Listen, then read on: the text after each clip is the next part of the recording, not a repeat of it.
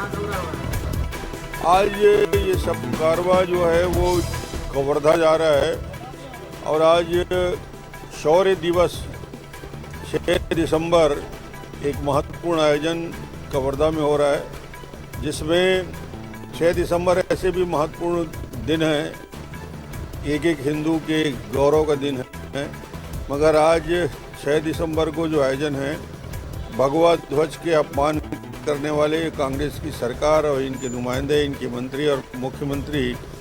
जिस प्रकार भगवा ध्वज को पैरों में कुचला जा रहा है कवर्धा में, जिस प्रकार निर्दोष 70 लोगों को जेल में ठूस दिया गया, एट्रोसिटी एक्ट लगाया गया, लाठीचार्ज 5 बार हुआ,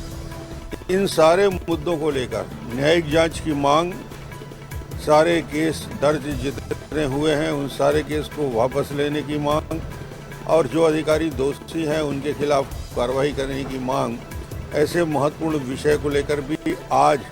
भारतीय जनता पार्टी के साथ ये पूरा विश्व हिंदू परिषद का अभियान है जिसमें हम लोग सम्मिलित होंगे।